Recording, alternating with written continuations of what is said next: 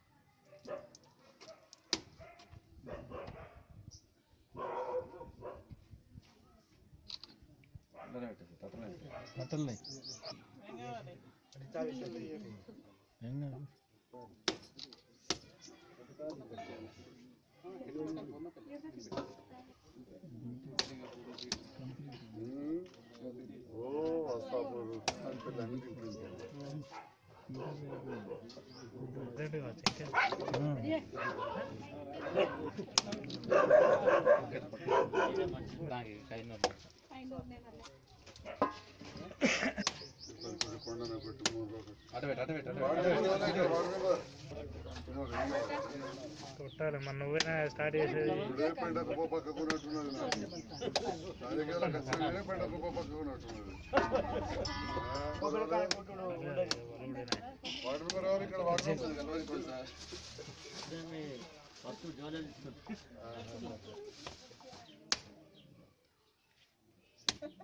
పదిహేనులైందా 12 ఏళ్ళైంది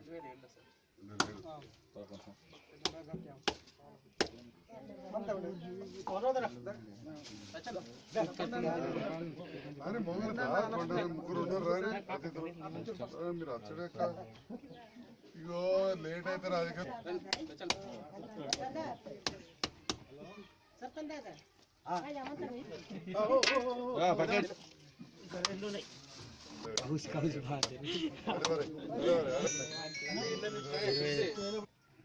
మా చిన్నది వచ్చింది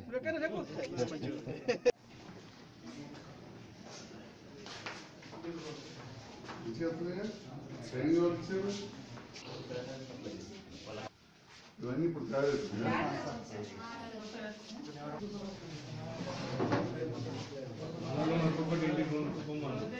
ఇదంతా కూడా ఇదేనా జూటేనా రా మెటీరియల్ లేదు కదా అమ్మా ఎన్ని విషయం డోర్ కట్ట ఉండవు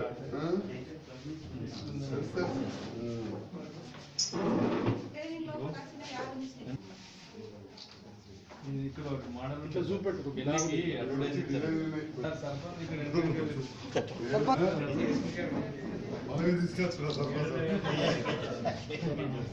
తీసుకొచ్చురా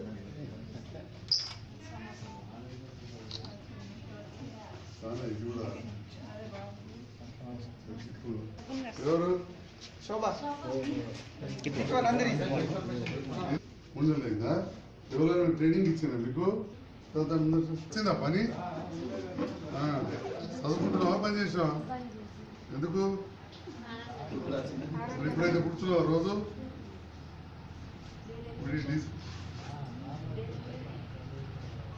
ఎన్ని వందల బ్యాగులు ఉంటారు ఇప్పటికి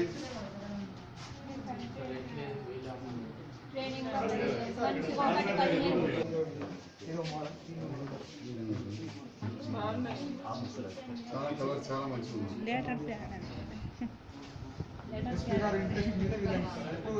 మిషన్ జాగలేదు అసలు దీని గురించి సార్ మేడం వస్తుందని వీళ్ళు బాగా ఆశపడతారు వెహికల్ పెట్టిస్తారు ఈ తర్వాత నూళ్ళ సమస్య కాలువ ఫ్రిడ్జ్ తర్వాత మీరు చాలా హ్యాపీ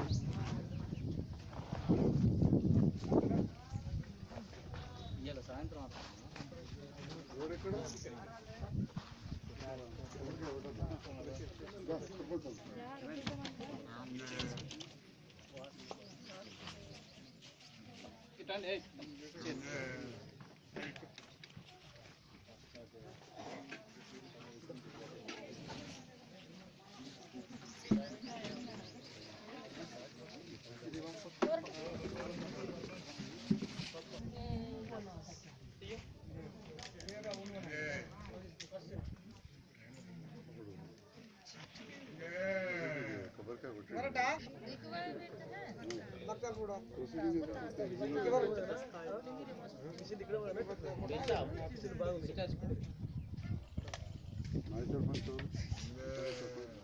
దుబాయ్ పోయింది సార్.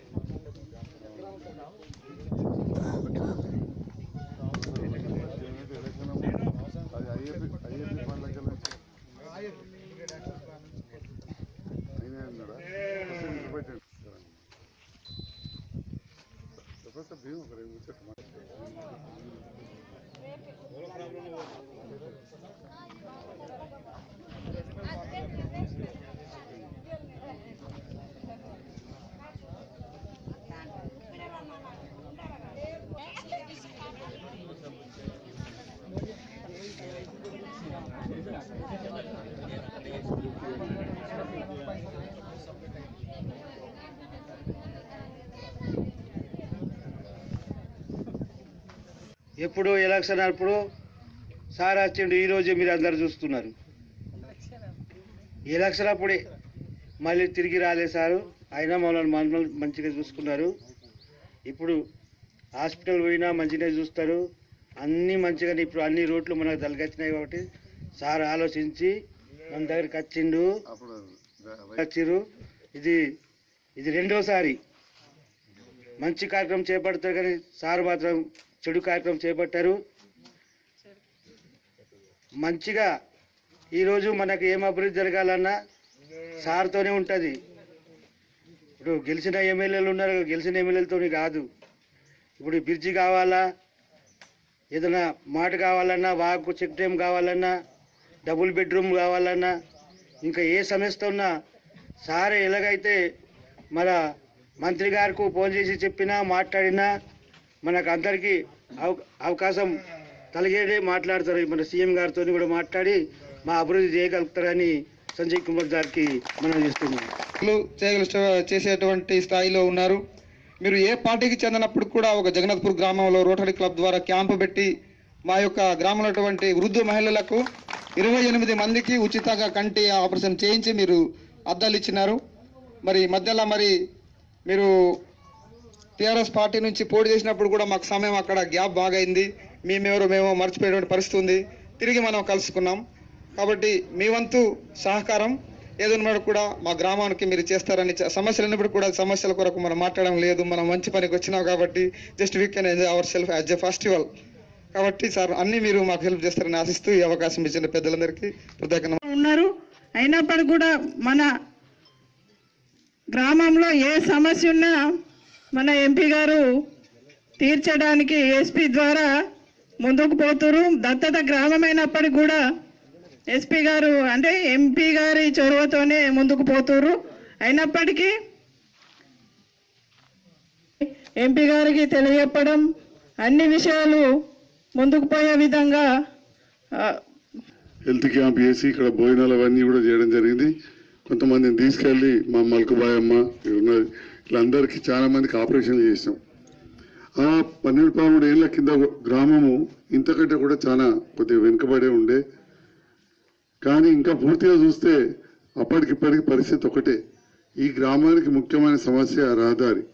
అంటే బోర్రపల్లికి జగన్నాథ్పూర్ పక్క ఊర్లు మొదటికెళ్ళి దాంట్లో భాగమే. ఇప్పటికి కూడా కొద్దిగా వర్షం పడితే రారాదు, కొద్దిగా లోడ్ బండి ఉంటే ఇలా ట్రాక్టర్ పోరాదు. ఏదైనా కొంచెం దగ్గర పెద్ద గ్రామం అంటే బోర్రపల్లి కాబట్టి పోయే పరిస్థితి లేదు. ఇవాళ కూడా మేము రావాలంటే మొత్తం అట్లా చుట్టూ తిరిగి మల్లాపురం మండలంలో ఒక 4 ఊర్లు తిరుగుతాయి, కానీ జగన్నాథ్పూర్ రాలేదు. గత ప్రభుత్వాలలో బోర్రపల్లి బ్రిడ్జి చేస్తాం, కడెంకు కలుపుతాం, బోర్రపల్లికి వెళ్ళి జగన్నాథ్పూర్కి వెళ్తాం అని చెప్పి, ఇంకా అంతేకాకుండా ఐఏపీ ఫండ్స్ ఒక ప్రొసీడింగ్ కూడా తెచ్చారు పాదనాయకులు, మభ్య పెట్టేందుకు, ఓట్లు తెచ్చేందుకు. ఇవాళ ₹1 కోటి ఎప్పుడూ ఆర్డర్ తెచ్చినాం, ఇక అయిపోతుందని చెప్పి వాళ్ళు ఇక గెలిచిండ్రు కూడా. అలా అదృష్టం మంచిగా ఉంది. కానీ ఇక మన ప్రభుత్వం ఇవాళ ముఖ్యంగా అన్నిటికంటే పెద్దది మొత్తం రాయకాల్ ప్రాంతమే అభివృద్ధి కావాలంటే బోర్రపల్లి బ్రిడ్జ్ కావాలి. ఎందుకంటే 70 కోట్లు పెద్దది అని చెప్పి ముఖ్యమంత్రి గారు ఎలక్షన్లప్పుడు నేను ఎంపీ గారు కూడా ఊరూరా తిరిగినప్పుడు చెప్పినాం బోర్రపల్లి బ్రిడ్జ్ చేస్తామని. కానీ దురదృష్టవశాత్తు నేను ఓడిపోవడం, కరీంనగర్లో జరిగిన సమీక్షకు మన ఎంపీ గారు లేరు. ఈ స్థానిక ఎమ్మెల్యే గారు అడగగానే ముఖ్యమంత్రి గారు ₹70 కోట్ల శాంక్షన్ చేయించారు. అసలు బోలాశంకరుడు మన ముఖ్యమంత్రి గారు. అందుకే ఎమ్మెల్యే నిధులు కూడా గతంలో 50 లక్షలు వారికి ఉంటే అంతకుముందు మన మాజీ ఎమ్మెల్యే రమణాగారికి 50 లక్షలు ఉంటుండే. ఇప్పుడు ఓడిపోయినా కానీ అప్పుడు జీవన్ రెడ్డి గారికి ఉండే ఎమ్మెల్యే గారు. కానీ ఇప్పుడు ఏంటంటే 3 కోట్ల రూపాయలు మొత్తం కూడా ఎమ్మెల్యేకి ఇచ్చారు. అయినా కానీ మనం ఎంపీ గారి సహకారంతో ప్రయత్నం చేసుకుంటున్నాం. ఇవాళ 5 లక్షలతోటి సీసీ రోడ్ నిర్మాణం ఇప్పుడు చేసుకున్నాం. గతంలో కూడా ఒక 5 లక్షలతోటి సీసీ రోడ్ నిర్మాణం నాయకపు తండాలో చేసుకున్నాం. అంటే ఒక 10 లక్షలు రోడ్లకు ఇంత చిన్న గ్రామానికి ఇప్పటికే ఇచ్చినాం. ఇక ముఖ్యమైనది పెద్దది జగన్నాథ్పూర్ బ్రిడ్జ్. అయితే జగన్నాథ్పూర్ బ్రిడ్జ్కు మీ అందరికి తెలుసు, రాయకల్లా కేంద్ర గిరిజన శాఖ మంత్రి జూలవరం గారు మాట ఇవ్వడం జరిగింది. తర్వాత నేను ఎంపీ గారు వెళ్ళి వారు కలవగానే మరి నోటి కింద గ్యాప్ ఓ బ్రిడ్జ్ అయినా అది జరూర్ కరెంగే అంటున్నాడు. మరి ఎందుకు అవుతుందో అర్థం కావట్లేదు. గత 10 రోజుల క్రితం కూడా నేను ఎంపీ గారు అనుకున్నాను, అరే మనం వెళ్ళినప్పుడల్లా చేస్తున్నారు, మళ్ళీ చేస్తలేరు. మరి వారు తీసుకొచ్చింది మహారాష్ట్ర గవర్నర్ గారు కదా, అసలు ఆ గవర్నర్ గారితో మాట్లాడదాం, మరి చేస్తామని చెప్పి మాట చెనకపోతున్నారని చెప్పి ఆ గవర్నర్ గారితో కూడా మాట్లాడుతున్నారు. తప్పకుండా అది సాధ్యం చేసుకుంటామని చెప్పి నాకు పూర్తి ఆశ ఉంది. ఇవన్నీ అధిగమించుకుంటా కూడా మన ముఖ్యమంత్రి గారు ఎన్నో కార్యక్రమాలు చేస్తున్నారు. తప్పకుండా జగన్నాథ్పూర్ విషయంలో కూడా హరీష్ రావు గారు ఈ నెలలో జైత్యాలు వచ్చేసి ఉంది. మనం ఇక్కడ లిఫ్ట్ గురించి తప్పకుండా ప్రయత్నం చేద్దాం. అదేవిధంగా మూటపల్లి లిఫ్ట్ కూడా పెండింగ్ ఉంది. రాయకల్ మండలంలో ఈ 2 ఉన్నాయి. ఆలూరులో కూడా చెరువుకి ఎట్లా నీళ్లు తేవాలి అని ఆలోచిస్తే ఈ రివర్స్ పంపింగ్ అయితే తప్ప మనం తప్పకుండా ఇవాళ జగన్నాథ్పూర్ లాంటి మారుమూల గ్రామానికి, గిరిజన గ్రామానికి కూడా నీళ్లు ఇవ్వగలుగుతామని నమ్మకం ఉంది. మరి ఇక పోతే ఇక్కడ గిరిజన సోదరులు చాలా వెనుకబడ్డ ప్రాంతం.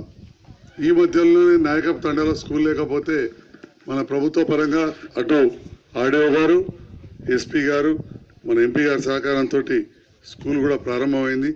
చదువు అనేది అన్నిటికంటే ముఖ్యం. ఇప్పుడు చూస్తుంటే మాటలలో వీర్ష గిరిజనుడైనా కానీ ఇంత బ్రహ్మాండంగా మాట్లాడి, ఎందుకు మంచిగా చదువుకున్నాడు కాబట్టి. అందుకని ఇక్కడ చాలామంది ఇప్పుడు మహిళలు ఉన్నారు. మీ పిల్లలను కూడా మంచిగా చదివించాలి. ఇంతకుముందు ఏదైతే జనపనారతోటి కుటుంబ విషయాలు అక్కడిక్కడ పట్టణాలు చెప్పుకుంటారు, మేము ఏదో బాగా చేస్తున్నామని. కానీ అత్యంత మారుమూల గిరిజన ప్రాంతంలో కూడా ఇలా జనువుతోటి జూట్ తోటి బ్యాగ్స్ ఇలా ఇటు చేస్తుంటే సంతోషంగా ఉంది. అక్కడ అడిగినప్పుడు ఒక 2 పిల్లలు చదువు మానేసామన్నారు. చదువు బంద్ చేయొద్దు, చదువుకోవాలి. చదువుకుంటే మీ గిరిజనులకు చాలా అవకాశాలు ఉన్నాయి. కాబట్టి తప్పకుండా చదువు అనేది అత్యంత ప్రాధాన్యం. ఆరోగ్య విషయంలో మధ్యలో కూడా ఎన్నో క్యాంపులు చేయడం జరిగింది గతంలో కూడా. తప్పకుండా మున్ముందు మన జగన్నాథ్పూర్ గ్రామ అభివృద్ధి కోసం పూర్తిగా ప్రయత్నం చేస్తాం. ఒకసారి తప్పకుండా మన ఎంపీ గారిని కూడా తీసుకొస్తానని చెప్పి మీ అందరికి సభాముఖంగా మాట్లాడిస్తాము. సోదరులు ఉంటే మనం ట్రాక్టర్లు కూడా సబ్సిడీ మీద సగంకి 50% మీద ఇచ్చినాం. ఇంకా ఈ సంవత్సరం ఇచ్చినాం. ఈ సంవత్సరం వేరే గ్రామం వాళ్లకు 90% సబ్సిడీ మీద కూడా ఇవ్వడానికి పోతున్నాం. ఇంకా కొందరికి 50% సబ్సిడీ మీద ఎస్సీ, ఎస్టీ, బీసీ, బడుగు బలైన వర్గాల రైతులకు మన ప్రభుత్వం ట్రాక్టర్లు ఇస్తుంది. ఇన్ని ట్రాక్టర్లు, ఇన్ని వ్యవసాయ యంత్రాలు ఎన్నడూ ఏ ప్రభుత్వం ఇవ్వలే. మరి ఉన్నా కానీ వస్తాం. ఇంకా ఎక్కువ సీసీ రోడ్లు తీసుకొస్తాం. మళ్ళొక్క 4 రోజులలో మళ్ళీ మన సర్పంచ్, ఎంపీటీసీ గారు ఆధ్వర్యంలో మన ఎంపీపీ గారు అందరు ఉన్నారు. మళ్ళీ సీసీ రోడ్ కూడా కొబ్బరికాయ కొట్టుకొని మళ్ళొక రోడ్ కూడా వేసుకుందామని చెప్పి మీకు తెలియజేస్తా ఉన్నాం. తప్పకుండా నాకు నమ్మకం ఉంది. వచ్చేది కూడా మన ప్రభుత్వమే. ఇంతమంది ఆశీర్వాదాలు ఉన్నాక మన ప్రభుత్వం, తెలంగాణ రాష్ట్ర ప్రభుత్వం రాక ఆ కాంగ్రెస్ ప్రభుత్వం రాదు. వాళ్ళ కళ్ళబొలి మాటలు చూసింది కదా, వాళ్ళు ఇండ్లు కడితే ఎట్లా కట్టిరో మనకు అటు పోతుంటే కనబడుతుంటాయి. నాయకత్వం మొత్తం కూలిపోయినాయి, మరాఠోళ్ళు ఒక్కటి కూడా లేవు. అదే మన ప్రభుత్వం వచ్చాక కట్టే ఇండ్లు కొద్దిగా టైం పట్టినా కానీ ఎట్లుంటాయో చూడండి. ఒక్కొక్కళ్ళకు 2 అరవలతోటి డబుల్ బెడ్రూమ్ తోటి బ్రహ్మాండంగా కట్టబోతున్నాం. టైం పడుతుంది. అది ఒక్కదానికే కొద్దిగా మనం వెనుకబడుతున్నాం. ఇవాళ పెళ్లి చేసుకున్న ఆడపిల్లలకు మీరు గిరిజనులు 10,000 ముట్టకపో, లగ్గం చేస్తామంటే 5,000 ముట్టకపో. ఇవాళ 50,000 పోయి 75,000 కూడా ఇస్తున్నాం. ఈ గ్రామంలో ఎవరికైనా వచ్చినాయా కళ్యాణ లక్ష్మి? ఎంతమందికి వచ్చినాయమ్మా? వచ్చే సంవత్సరం నుంచి ₹1,00,000 రాబోతున్నాయి. ఎవరైనా కుంటోళ్ళు గుడ్డోళ్ళు పెళ్లిళ్ళు చేసుకుంటే అమ్మాయిలకు ఇంకా కష్టమవుతుందని చెప్పి ముఖ్యమంత్రి గారు ఈ 75,000కు తోడు ₹1,00,000 ఎక్కువ ఇస్తామని చెప్పి మనం మాట ఇచ్చారు. ఇది ఎంత గొప్ప వరం. ఇట్లాంటి ఎన్నో కార్యక్రమాలు మనం చేసుకుంటున్నాం. చెప్పుకుంటా పోతే ఎన్ని చెప్పాలని చెప్పచ్చు. రుణమాఫీ నుంచి పోతే ఇక చెప్పలేనున్నాయి. కాబట్టి తప్పకుండా చిన్న చిన్న పనులైతే చెప్పకుండా అయిపోతున్నాయి. మన సర్పంచ్లు ఎంపీటీసీలు వేసేస్తున్నారు. ఇక మీకు ఉన్నదాల్లో ఒక బ్రిడ్జ్ పనే. తప్పకుండా గంత పెద్ద బోర్నపల్లి బ్రిడ్జే అవుతున్నది. ఈ జగన్నాథ్పూర్ కాదా? జర ఇన్ని 100 ఏళ్ళకే లోపుకబట్టిరు. పాత సర్కారులు 70 ఏళ్ళు మిమ్మల్ని మాటలు నమ్మించారు. మా కోసం ఒక 5-6 ఏళ్ళు లోపుకబట్టుండ్రి. తప్పకుండా మీ బ్రిడ్జ్ అవుతుందని చెప్పి నేను మాట ఇస్తాను. నేను మాట ఇస్తూ నన్ను ఇవాళ ఆహ్వానించిన ఈ గ్రామ పెద్దలందరికీ, నాకులందరికీ కూడా పేరు పేరున